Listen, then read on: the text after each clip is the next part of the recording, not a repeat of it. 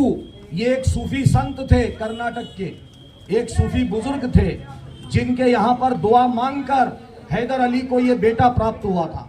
तो आपने उन्हीं के नाम पर अपने बेटे का असल नाम फतेह अली खान था, लेकिन उनका नाम टीपू रखा, और यही नाम आगे चलकर इतना मशहूर हुआ कि हिंदुस्तान की आज़ादी का और भारत की गौरव गरिमा का नाम टीपू सुल्तान बन गया, और देश का नाम आज़ादी के लिए आज तक टीपू सुल्तान के नाम से फेमस हो गया।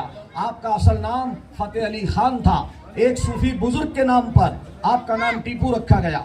जिस तरह अकबर ने अपने बेटे का जहांगीर का नाम सलीम चिश्ती के नाम पर सलीम रखा था, उसी तरह आपके वालिद हैदर अली ने आपका नाम एक मशहूर सूफी बुजुर्ग जो कि मैसूर के थे, आपके नाम पर टीपू सुल्तान रखा। 1750 में आपका जन्म हुआ, 1782 में आप तख्त पर बैठे मैसूर के, और 1799 में आपने शहादत पाई।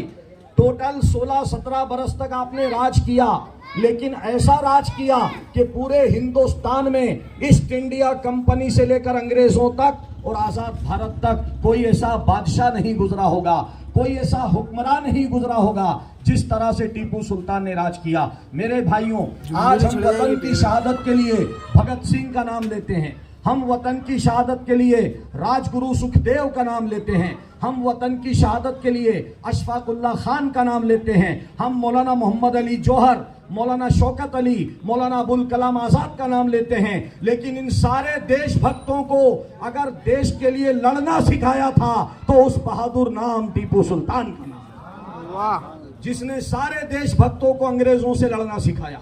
और उस वक्त टीपू सुल्तान ने अंग्रेजों के खिलाफ तलवार उठाई, जिस वक्त मराठे अंग्रेजों से बिक गए थे, जिस वक्त निजाम हैदराबाद अंग्रेजों से बिक गए थे, और निजाम हैदराबाद को खरीदकर, मरहटों को खरीदकर अंग्रेजों ने टीपू सुल्तान के सामने प्रस्ताव रखा कि ऐ टीपू, हमारे हाथ बिक जाओ, हम तुम्हें हिंदुस्तान का राजा बना देंगे। देख लो मराठे बिक गए हैं, देख लो निजाम हैदराबाद बिक गए, तुम भी बिक जाओ। तो टीपू सुल्तान ने कहा अंग्रेजों, मैं इमाम हुसैन का गुलाम हूं, मैं कहता हूं शेर की एक दिन की जिंदगी गीदड़ की 100 साल की जिंदगी से बेहतर है, गीदड़ की 100 साल की जिंदगी से बेहतर है। यह कहकर आपने जामे शहादत नोश कर लिया, लेकिन मरते दम तक अंग्रेजों के सामने सर नहीं झुकाया। इसीलिए आपके बारे में कहा जाता है कि आपके जीते जी अंग्रेजों की यह हिम्मत नहीं थी कि वो कह दे हिंदुस्तान हमारा है। अंग्रेज 1857 से लेकर 1947 तक भारत पर राज किए, लेकिन टीपू सुल्तान के इंतकाल से पहले अंग्रेजों की हिम्मत नहीं थी कि वो हिंदुस्तान को अपना कह दे। महात्मा गांधी हो, सुभाष चंद्र बोस हो, सभी ने ट्रिब्यूट किया, टीपू सुल्तान को सलाम किया है। गांधी जी ने टीपू सुल्तान का लोहा माना, भगत सिंह, राजगुरु सुखदेव ने टीपू सुल्तान का लोहा माना है। बहादुर शाह जफर, जिनका नाम 1857 की क्रांति में हीरो के तौर पर याद किया जाता है, उन्होंने टीपू सुल्तान को अपना पेशवा माना है। झांसी की रानी, जिन्होंने झांसी के किले में अंग्रेजों से जिहाद किया और देश को आजाद कराया, झांसी की रानी ने अपना आदर्श टीपू सुल्तान को माना है। आज भारत की ओछी राजनीति में वही लोग टीपू सुल्तान पर इल्जाम लगाते हैं जिनका शजरा नाथूराम गोडसे से मिलता है, जिनका शजरा माफी वीर सावरकर से मिलता है। लेकिन मेरे भाइयों, सूरज पर थूक देने से सूरज का कुछ नहीं बिगड़ता, थूकने वाले का मुंह ही खराब होता है। आज अगर कोई टीपू सुल्तान की धर्मनिरपेक्षता पे सवाल उठाता है तो लंदन के म्यूजियम में जाए और अपनी आंखों से देखे, एक अंगूठी रखी हुई है, वकील साहब, एक अंगूठी रखी हुई है जिसपे राम लिखा हुआ है, राम लिखा हुआ अंगूठी पर। वो अंगूठी टीपू सुल्तान के हाथों में किसी हिंदू ने अपनी अकीदत से उनको पेश की थी। टीपू सुल्तान ने वो अंगूठी आखिरी दम तक अपनी उंगली में रखी, और जब आप शहीद हो गए तो आपकी लाश से अंग्रेजों ने उस अंगूठी को निकाला। वो अंगूठी करोड़ों में नीलाम हुई है।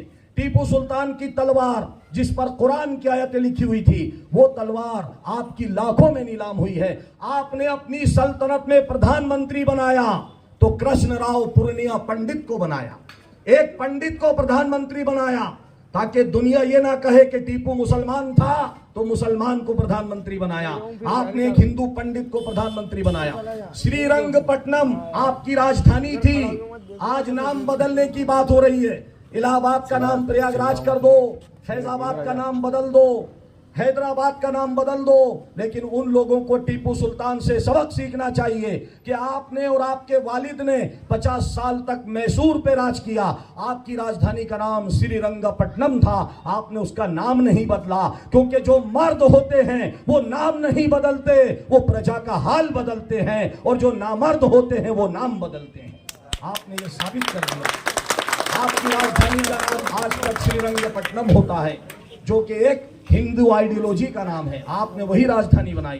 तो टीपू सुल्तान ने जहां मस्जिदों का निर्माण करवाया, वहां पर तकरीबन 150 से ज्यादा मंदिरों को जागीरें दान की, मंदिरों को जमीनें अलॉट की।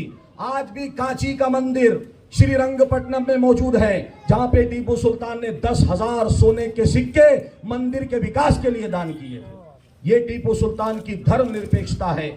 और जब भारत के पूर्व राष्ट्रपति, जिनको मिसाइल मैन कहा जाता है, राष्ट्रपति एपीजे अब्दुल कलाम, जब वो नासा के सेंटर में गए, नासा अमेरिका की स्पेस एजेंसी है, जैसे भारत की इसरो है, भारत की स्पेस एजेंसी इसरो है, उसी तरह अमेरिका की स्पेस एजेंसी जो है वो नासा है, जो अंतरिक्ष पे रिसर्च करती है, स्पेस एजेंसी है। जब आप नासा के सेंटर में गए तो आपने वहां पर कुछ तस्वीरें देखी जिसमें हिंदुस्तानी लोगों के चेहरे नजर आ रहे थे और जो रॉकेट इस्तेमाल कर रहे थे। आपने जब नासा के साइंटिस्ट से पूछा कि ये तस्वीरें कैसी और ये रॉकेट कैसे हैं, तो पूछने पे मालूम हुआ कि ये टीपू सुल्तान के सिपाही हैं। यानी जब अबुल कलाम, डॉक्टर एपीजे अब्दुल कलाम भारत में मिसाइल कार्यक्रम कर रहे थे, अग्नि मिसाइल बना रहे थे, उसके 100 साल पहले टीपू सुल्तान मिसाइल बना चुका था और अंग्रेजों के खिलाफ इस्तेमाल कर चुका था। वो आपकी मिसाइल थी, wings of fire. APJ Abdul Kalam की किताब है विंग्स ऑफ फायर। उन्होंने लिखा है कि दुनिया मुझे मिसाइल मैन कहती है, लेकिन असल में अगर देखा जाए तो मिसाइल मैन कौन थे? मिसाइल मैन सुल्तान शहीद टीपू सुल्तान थे, जिन्होंने 18वीं सदी में रॉकेट बनाए और अंग्रेजों के खिलाफ इस्तेमाल किए। उनके वालिद, जिनका नाम हैदर अली था, उन्होंने और टीपू सुल्तान ने रॉकेट बनाए और अंग्रेजों के खिलाफ इस्तेमाल किए ताकि ये देश गुलाम ना हो। मेरे भाइयों, अंग्रेजों को जब तक टीपू सुल्तान था, हिंदुस्तान को अपना कहने की नौबत पेश नहीं आई। जब टीपू सुल्तान शहीद हो गए तो उनकी लाश पर खड़े होकर अंग्रेजी गवर्नर ने कहा था कि आज से ये हिंदुस्तान हमारा है, क्योंकि हिंदुस्तान की सबसे बड़ी जो दीवार थी वो टीपू सुल्तान थे। आज ये शहीद हो गए, अब कोई ताकत नहीं जो हिंदुस्तान में हमारा रास्ता रोक सके। उसके बाद तकरीबन 200 साल तक अंग्रेजों का राज हिंदुस्तान में रहा। 1857 पे बहादुर शाह जफर की आवाज पर पूरे देशभक्तों ने एक होकर अंग्रेजों से लोहा लिया और 1947 को हमारा ये देश आजाद हुआ। तब से लेकर आज तक हम आजाद भारत में सांस ले रहे हैं। ये आजादी देन है टीपू सुल्तान की, ये आजादी देन है झांसी की रानी की, ये आजादी देन है शहीद अशफाक उल्लाह खान की, ये आजादी देन है मौलाना अबुल कलाम आजाद की, ये आजादी देन है सुभाष चंद्र बोस की, ये आजादी देन है मोहनदास करमचंद गांधी की। आज इन्हीं शहादत वालों से, इन्हीं देशभक्तों की शहादत से हम आजाद हुए और इसीलिए हम टीपू सुल्तान को खिराजी अकीदत पेश करने के लिए यहाँ पर मौजूद हैं। हम दुआ करते हैं अल्लाह ताला से कि हमारे मुल्क को टीपू सुल्तान जैसा एक शहीद अता करे। और आज जो मजलूम फिलिस्तीनी मुसलमान जो फिलिस्तीन में शहीद हो रहे हैं, हम दुआ करते हैं अल्लाह ताला उनकी शहादत को कबूल फरमाए और मस्जिद अक्सा को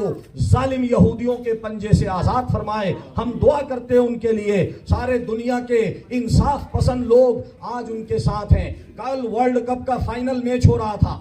मैं उस ऑस्ट्रेलिया के नौजवान को सलाम करता हूं कि अगर वर्ल्ड कप जीता है ऑस्ट्रेलिया ने तो पूरी दुनिया का दिल जीता है। उस फिलिस्तीन का सपोर्ट करने वाले ऑस्ट्रेलिया के नौजवान से जो पूरे मैदान में अहमदाबाद के अंदर पूरी पुलिस फोर्स को चकमा देकर विराट कोहली के पास आया, उसकी टी शर्ट पर लिखा हुआ था फ्री पैलेस्टाइन, फिलिस्तीन को आजाद किया जाए।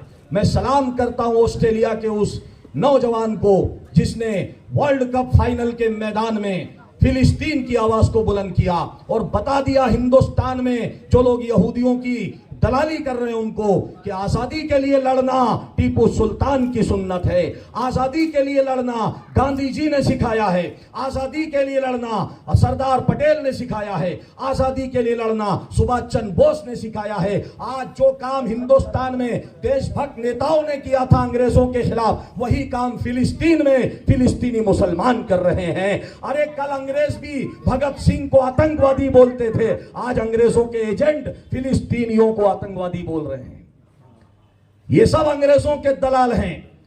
तो हम आज देश में अशफाकुल्लाह खान को शहीद मांगते हैं, हम भगत सिंह राजगुरु का सम्मान करते हैं, हम गांधी जी का सम्मान करते हैं, क्योंकि इन देशभक्तों ने हमें आजादी दिलाई है। मैं दुआ करता हूं कि अल्लाह ताला हमें टीपू सुल्तान के नक्शे कदम पर अमल करने की तौफीक अता फरमाए, हमारे वतन को दुश्मनों के शर से महफूज फरमाए, हिंदुस्तान में भाईचारे की गंगा बहाए और सारे हिंदू मुस्लिमों में मोहब्बत और अमन व अमान अता फरमाए। बस इसी बात के साथ में गुजर जाना चाहता हूं कि टीपू सुल्तान की हाथों में देखिए आप कि जब पहली बार ऐसा हुआ, अंग्रेजी फौज ने अपनी बात को खत्म करते हुए अंग्रेजी फौज ने देखा कि टीपू सुल्तान शहीद हो गए। क्या सबूत है?